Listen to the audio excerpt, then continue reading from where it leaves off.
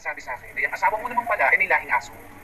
Pero okay na rin ako kasi, ayan o, napacheck ko na naman to sa ospital na pa-injection ko na ng anti-rabies. Hindi nagustuhan ni Giselle ang inasal ni Zoe sa kanya dahil sa sinungaling ito at bastos at walang respeto.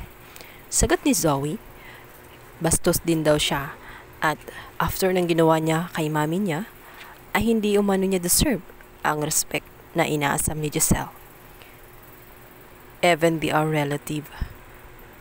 Sabi naman ni Giselle, something strange dahil hindi nagalit si Zoe sa mami sa ginawa nitong krimen sa kanyang daddy.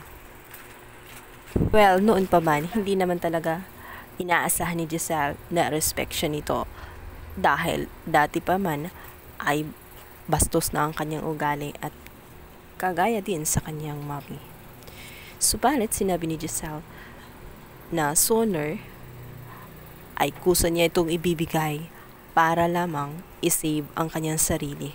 Lalo nga't paliit na ng paliit ang kanilang mundo. Sooner or later, ay matutuklasan na ang lahat ni RJ at itatakwil siya sa ginawa nito. Kauri niya ang kanyang ina at ang kaamang si Carlos na hindi naman sila magiging masaya kung puro na lang kasinungalingan ang umiikot ang kanilang buhay.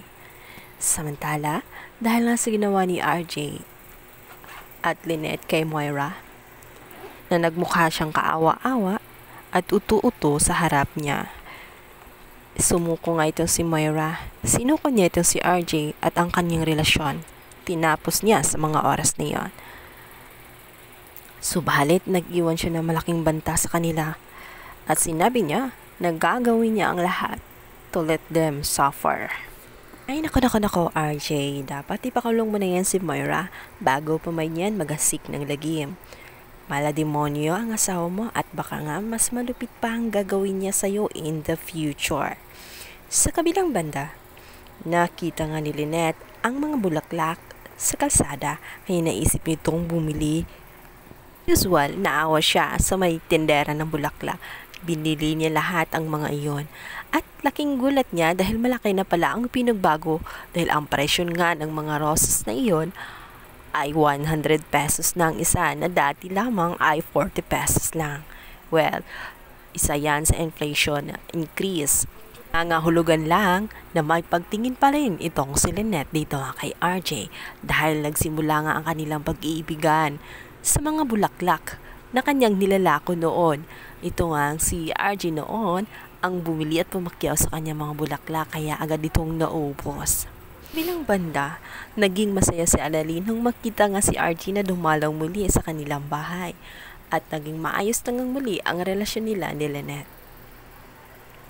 Naisip kasi ni Annalyn na may pag-asa ngang muling mabuo ang kanyang pamilya kapag nagkaayos ng tuluyan ang dalawa. Lalo na't ito nga si Doc RJ ay wala na nga sila ni Moira at tuloy na nga itong hiwalay at nagpa-file na nga ito ng annulment sa kanya. Samantala, nagkita na nga itong si Giselle at si Lynette sa restaurant. Dito na nga sila nagkausap-usap. Hindi sukat akalain ni Lynette na nandoon din pala ang kanyang kapatid na si RJ. Dito na nga sila nagkakuntuhan. Parang saya nga nila sa mga oras na iyon.